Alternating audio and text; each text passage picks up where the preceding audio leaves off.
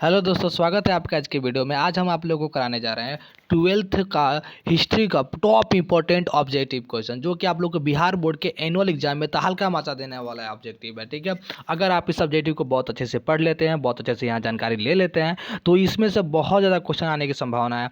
मतलब कि इसी टाइप का क्वेश्चन आने की संभावना है। हम ये नहीं बोल रहे कि हूबहू यही क्वेश्चन आएगा, लेकिन बहुत सारे क्वेश्चन जो कि मैच करने वाले हैं, क्योंकि ये जो हम कराने जा रहे हैं ये प्रीवियस कई पिछले एक साल के से जो कि क्वेश्चन लिए गए हैं। ठीक है, प्रीवियस ईयर के कई सालों से क्वेश्चन लिए गए और कुछ नए क्वेश्चन इसमें जो है कि बनाया गया है। ठीक है, तो हम शुरुआत करते हैं। आप लोग ऐसे लाइव सेशन में बने रहिए, दोस्तों को शेयर कीजिए। जो लोग नए हैं चैनल को सब्सक्राइब कीजिए। सबसे पहला काम कि आपको लाइक कीजिए और शेयर कीजिए। ठीक है, फिर आप लोग सब्सक्राइब कीजिए और दोस्तों को जाके इनवाइट कीजिए। ठीक है, शुरुआत करते हैं हम आज के सेशन से। आप लोग को बिहार बोर्ड में जो कि बाबू एग्जाम देने के लिए, जैसे कि आप लोगों को पता है कि सेंटर पे एग्जाम जो है कि खत्म हो चुका है, हम लोग को एनुअल एग्जाम की तैयारी करना है। अब हम लोग को पर्पज है एनुअल एग्जाम की तैयारी करने के लिए, तो हमें कहीं ना कहीं एक अच्छा रैंक लाने के लिए हमें पाँचों विषय पर ध्यान देना होगा। ठीक है, हमें पाँचों विषय पर ध्यान देना होगा। जो हमारा जो 5 विषय है, जिसका एक्स्ट्रा विषय पर थोड़ा कम, लेकिन 5 जो आपका जो मेन विषय पर सबसे ज़्यादा ध्यान देना पड़ेगा। और यही करना पड़ेगा जो है कि आप लोगों को फर्स्ट और अच्छा एक रैंक लाने में, 400 साढ़े 400 से अच्छा नंबर लाने में आप लोग को जितना ऑब्जेक्टिव हो, सब्जेक्टिव हो, पांचों विषय का जो कि याद करना पड़ेगा। ठीक है, तो आइए यहाँ आते हैं पहला क्वेश्चन पे। पहला क्वेश्चन आपका है कि हड़प्पा सभ्यता की सबसे महत्वपूर्ण विशेषता क्या थी। ठीक है, हड़प्पा सभ्यता की सबसे महत्वपूर्ण विशेषता क्या थी, तो इसमें जितने लोगों को आंसर पता है आप लोग लाइव सेशन में जो जवाब देते रहिएगा।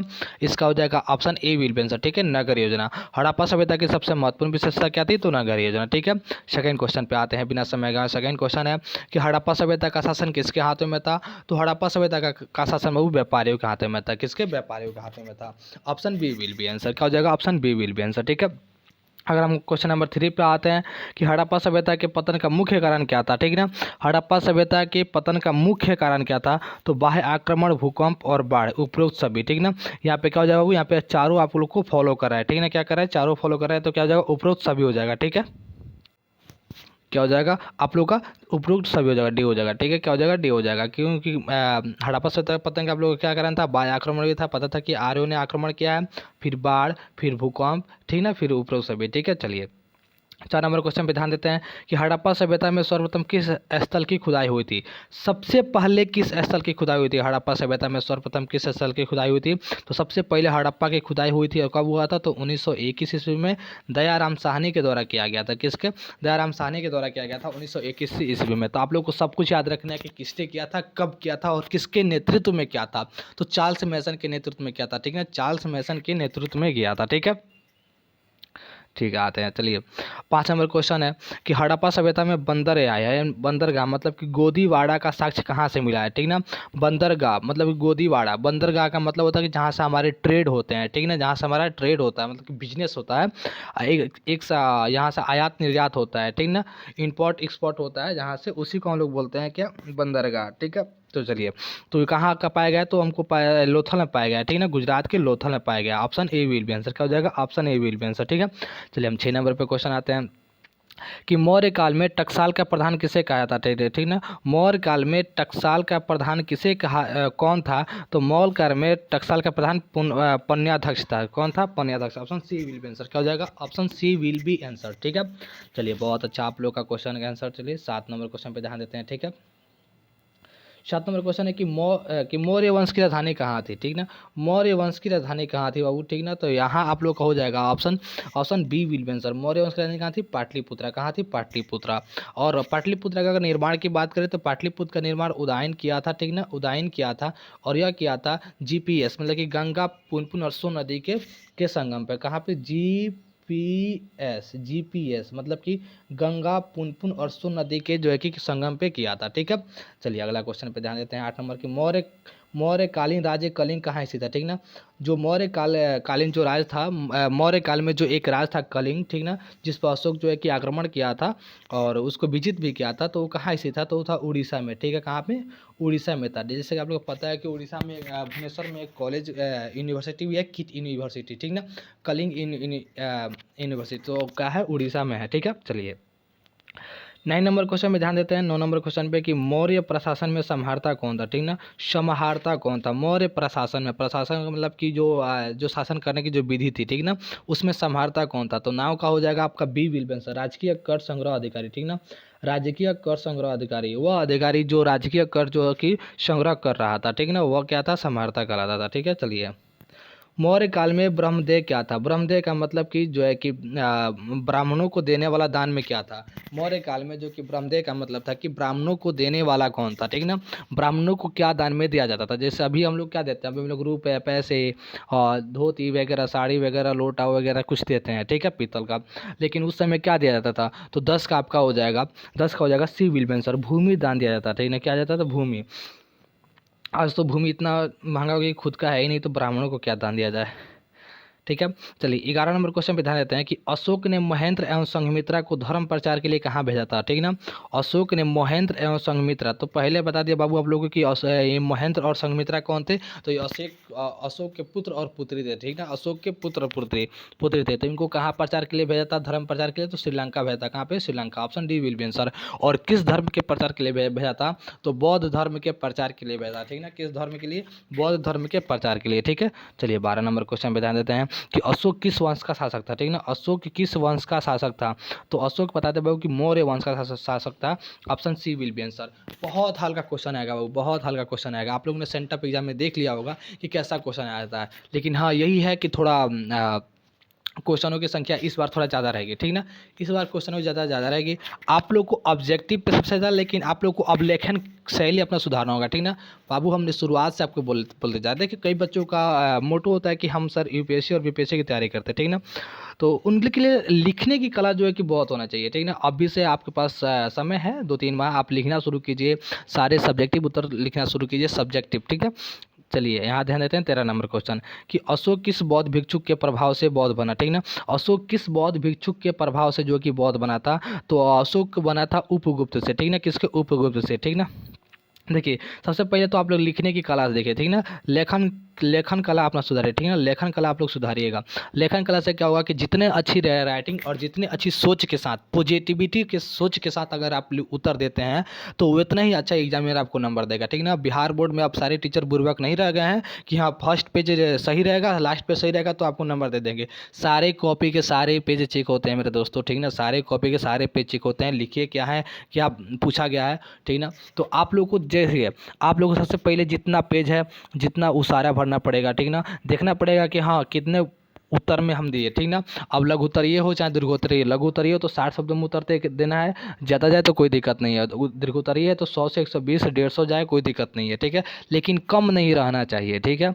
कोई ना कम नहीं रहना चाहिए। आप लोग को उत्तर देना है तो देना है। तो अभी से अगर पॉजिटिविटी लगते हैं, अभी से आप लोग अगर इस पर ध्यान देते हैं तो कहीं ना कहीं ये बेटर करेगा, ठीक है। और आप लोग को नहीं लगता है कि नहीं हमें ये काम जो कि सब्जेक्टिव में इतना उधर है उतर का दे पाएंगे, ठीक ना। तो इसी जो है कि वीडियो के वीडियो में जाइएगा तो आप लोग को सब्जेक्टिव वीडियो मिल जाएगा, ठीक ना। तो वहाँ देखिए, वहाँ आप लोग को सब कुछ सब्जेक्टिव जो कि एक्सप्लेनेशन करके जो कि पढ़ाया गया है, ठीक ना। तो आप लोग को वहाँ मिल जाएगा, ठीक है। चलिए 14 नंबर क्वेश्चन पे ध्यान देते हैं कि मौर्य काल में कलिंग राजधानी कहाँ थी, ठीक ना। मौर्य काल में कलिंग राजधानी क्या थी, तो थी तोबली, ठीक ना। क्या थी, तोबली। Option C will be answer, ठीक है। चलिए 15 नंबर क्वेश्चन पे आते हैं कि आर्यभट्ट कहाँ का निवासी था, ठीक है। आर्यभट्ट कहाँ का निवासी था, तो पाटलिपुत्र का। आर्यभट्ट कहाँ का था, पाटलिपुत्र का निवासी था, ठीक है। चलिए भारत का प्रथम नगरीकरण कब हुआ था, ठीक ना। भारत का प्रथम नगरीकरण कब हुआ था, तो हड़प्पा काल में, ठीक ना। हड़प्पा, क्योंकि हड़प्पा खुद एक नगरीय सभ्यता था, ठीक ना। ये क्वेश्चन आप लोगों को पूछ भी सकते हैं बाबू कि हड़प्पा किस प्रकार की सभ्यता थी, तो यह एक नगरीय सभ्यता थी, ठीक ना। यह एक नगरीय सभ्यता थी। फिर पूछा यह किस युग की सभ्यता थी, तो यह कांस्य युग की सभ्यता थी, ठीक है। गीता रहस्य किसकी रचना है, ठीक है। आप लोग का अगला क्वेश्चन है कि गीता रहस्य किसकी रचना है, तो गीता रहस्य आप लोग को बाल गंगाधर तिलक की रचना है। किसका, बाल गंगाधर तिलक की रचना है, ठीक है। तो option B will be answer आप लोग का सही होगा। सभी लोग जो है कि टिक मारिए इस पर, ठीक है।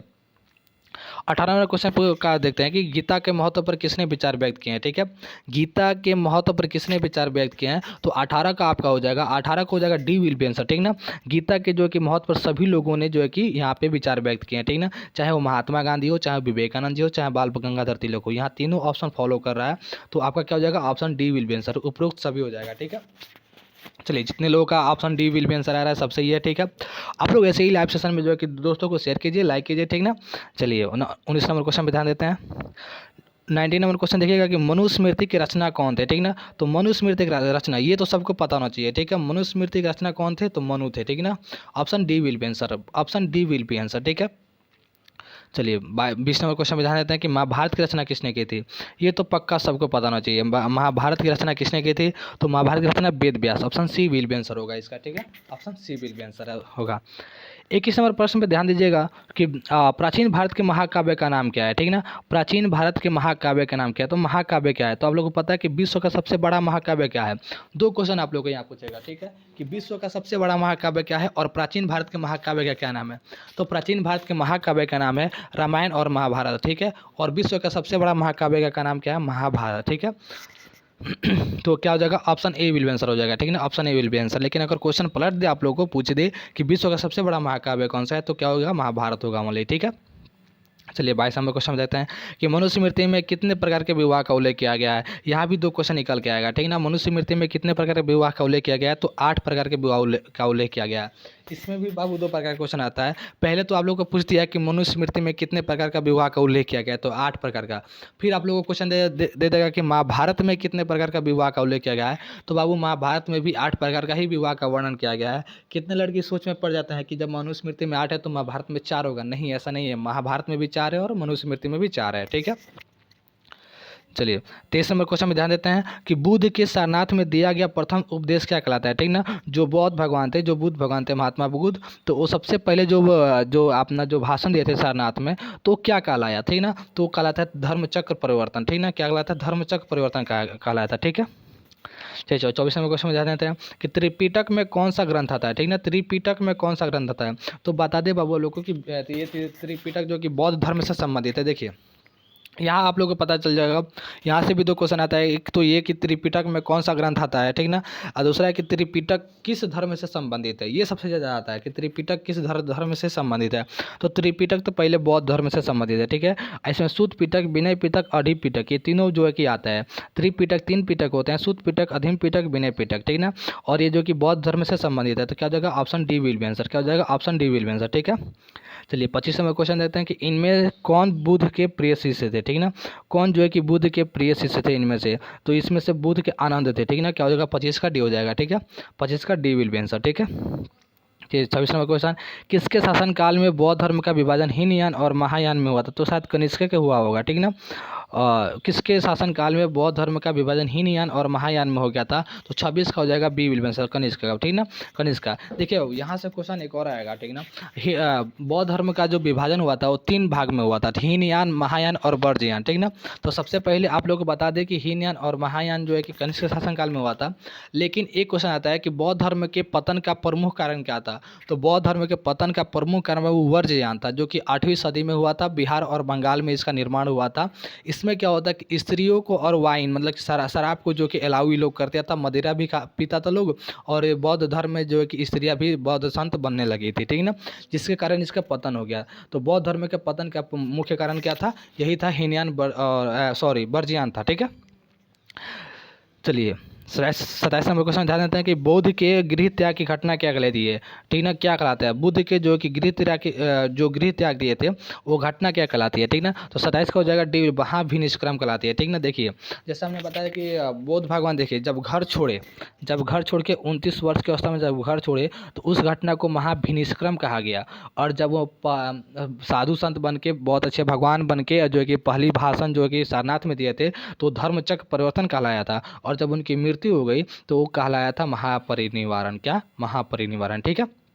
चलिए 28 नंबर क्वेश्चन में ध्यान देते हैं कि गौतम बुद्ध ने बौद्ध संघ का स्थापना कहाँ किया था, ठीक ना। बौद्ध संघ का स्थापना क्या हुआ था, गौतम बुद्ध ने जो कि बौद्ध संघ का स्थापना क्या था वो सारनाथ में किए थे। कहाँ पे, सारनाथ में किए थे, ठीक है।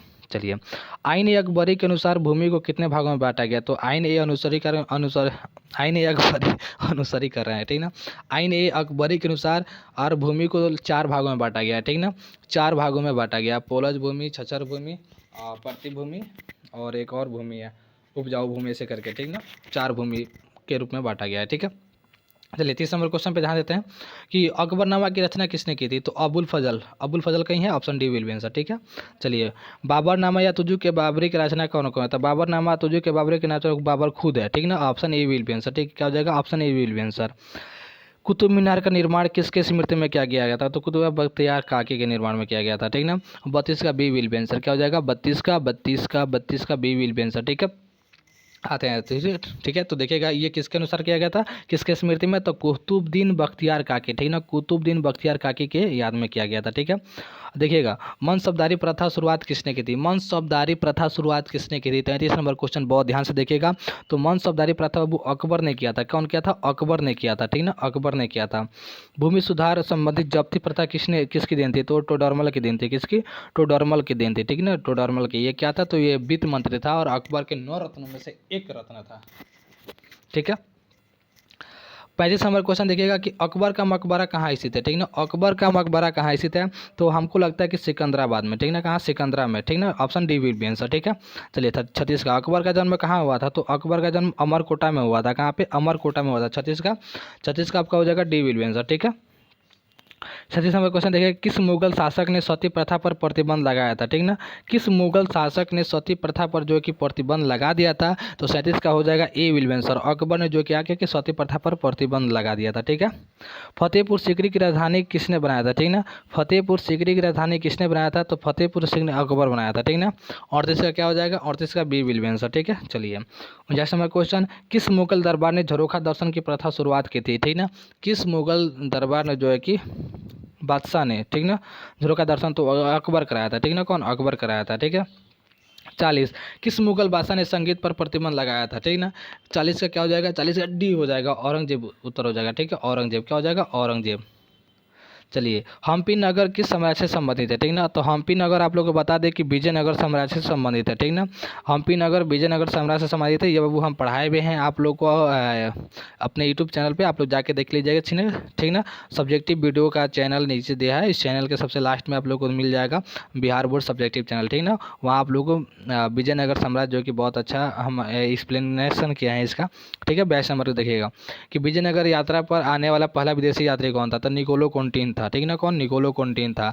यह किसके शासनकाल में आया था? तो यह देवगुप्त प्रथम के शासनकाल में आया था, ठीक ना। देवगुप्त प्रथम के ही शासनकाल में आया था, ठीक है। चलिए 43 नंबर क्वेश्चन में ध्यान दीजिएगा कि हम्पी को यूनेस्को द्वारा पुरातत्व स्थल किस वर्ष घोषित किया गया, ठीक ना।